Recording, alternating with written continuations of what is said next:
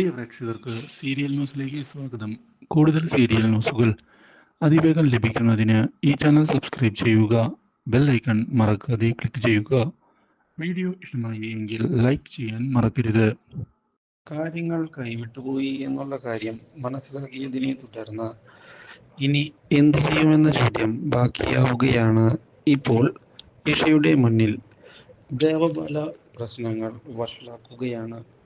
മാത്രവുമല്ല, ഇതവരുടെ തന്ത്രമാണ് എന്ന് തിരിച്ചറിയുകയും ചെയ്തതിനെ തുടർന്ന് ദേവബാലയ്ക്കൊരു തിരിച്ചടി കൊടുക്കണം എന്നുള്ള തീരുമാനത്തിൽ ഉറച്ചു നിൽക്കുകയാണ് ഇപ്പോൾ ഇഷ. ഇതേസമയം ഓഫീസിൽ പോയി ദേവബാല ചെയ്ത കാര്യങ്ങൾ അഭിഷേക് അറിയാൻ ഇടയായതിനെ തുടർന്ന് വീട്ടിലേക്ക് എത്തുകയാണ് അഭിഷേക്. ദേവബാലയോട്, നീ എന്തിനാണ് ഓഫീസിലേക്ക് പോയത്? ഓഫീസിൽ പോയി നീ സ്വീറ്റ്സ് കൊടുത്ത കാര്യമെല്ലാം അറിഞ്ഞുകൊണ്ട് തന്നെയാണ് ഞാൻ ഇവിടേക്ക് വന്നത്. ഞാൻ സ്വീറ്റ്സ് കൊടുത്തതിൽ എന്താണ് പ്രശ്നം? ഞാൻ നല്ലൊരു കാര്യത്തിനല്ലേ സ്വീറ്റ്സ് കൊടുത്തത്. ഇഷ പ്രഗ്നന്റ് ആയി എന്നുള്ള കാര്യം നീ എന്തിനാണ് പറഞ്ഞു നടക്കുന്നത് എന്ന് എനിക്ക് മനസ്സിലാകുന്നില്ല. എന്താണ് അതിന് പിന്നിലെ കാരണം? എനിക്ക് ആ കാര്യമാണ് അറിയേണ്ടത്. അതിൽ കൂടുതൽ എന്തറിയാനാണ്?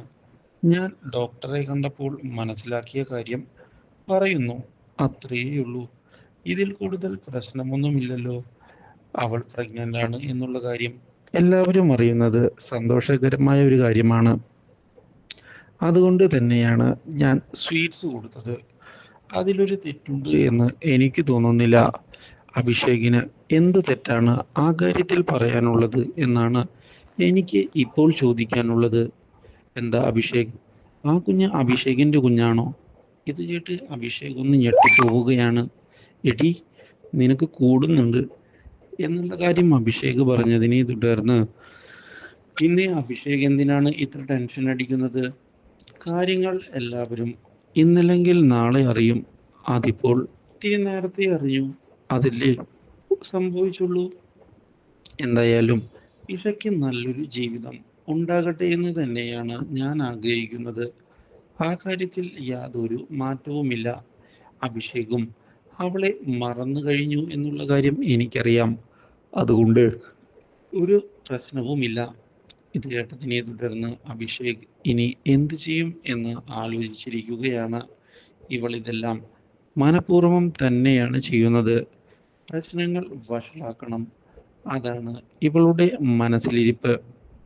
അതുകൊണ്ട് തന്നെ ഇവളെ എങ്ങനെയാണ് ടാക്കിൾ ചെയ്യേണ്ടത് എന്നാണ് അഭിഷേക് ആലോചിക്കുന്നത്. പക്ഷേ ഇതിനിടയിലാണ് പുതിയൊരു വഴിത്തിരിവ് വന്ന് സംഭവിക്കുന്നത്. ഈ കാര്യങ്ങൾ അറിയാൻ ഇടയാവുകയാണ് ഇപ്പോൾ ഇഷയുടെ അച്ഛൻ. ഇതോടെ ഇഷയെ വന്ന് കാണുന്ന റാംമോഹൻ, നീ പ്രഗ്നന്റ് ആണ് എന്നുള്ള കാര്യം ഞാൻ അറിഞ്ഞു. ഇതോടെ ആകെ ഞെട്ടിപ്പോകുന്ന ഇഷ കാര്യങ്ങൾ കൈവിട്ടു പോകുമോ എന്ന് ഭയപ്പെട്ടിരിക്കുകയാണ്. എന്നാൽ ഇഷയെ കെട്ടിപ്പിടിക്കുന്ന റാംമോഹൻ, ഒരു മുത്തശ്ശനാകാൻ വേണ്ടി ഞാൻ കുറെ നാളായി കാത്തിരിക്കുന്നു. ഞാനിപ്പോൾ വളരെയധികം സന്തോഷത്തിലാണ്. എൻ്റെ മകൾ അമ്മയാകാൻ പോകുന്നു. ഇത്രയും വലിയൊരു സന്തോഷം എനിക്ക് മറ്റൊന്നുമില്ല. റാംമോഹൻ ഇതേ തുടർന്ന് ഇതൊരു സെലിബ്രേഷനാക്കി മാറ്റണം എന്ന് പറഞ്ഞിരിക്കുകയാണ്. ഇതേ സമയമാണ് അവിടേക്ക് രാഹുലും കയറി വരുന്നത്. ഇതോടെ രാഹുലിനോട് അച്ഛനാകാൻ പോവുകയാണല്ലോ എന്ന് പറയുന്ന റാംമോഹൻ, ഞാനിപ്പോൾ വളരെയധികം സന്തോഷത്തിലാണ് രാഹുൽ എന്ന് അറിയിക്കുകയും ചെയ്യുന്നു. ഇത് കേട്ട് ഞെട്ടിപ്പോകുന്ന രാഹുൽ സംശയത്തിന്റെ നിഴലിൽ നിൽക്കുകയാണ്. എന്തായാലും ഞാൻ കാരണമല്ല ഇതൊക്കെ സംഭവിച്ചത് എന്നുള്ള കാര്യം എനിക്കുറപ്പാണ്. അതായത് ഇഷ ഇഷ ആദ്യമേ പ്രഗ്നന്റ് ആയിരുന്നു.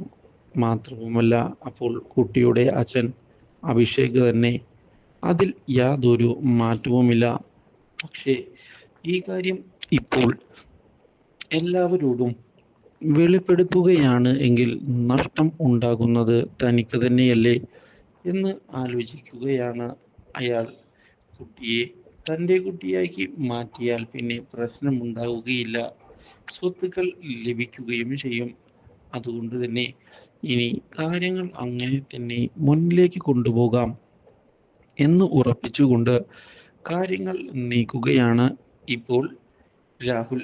രാഹുലിൻ്റെ ഈ നീക്കം ഇഷയ്ക്ക് അപ്രതീക്ഷിതമായ തിരിച്ചടിയായി മാറുകയും ചെയ്തിരിക്കുകയാണ്. Do like, share and subscribe.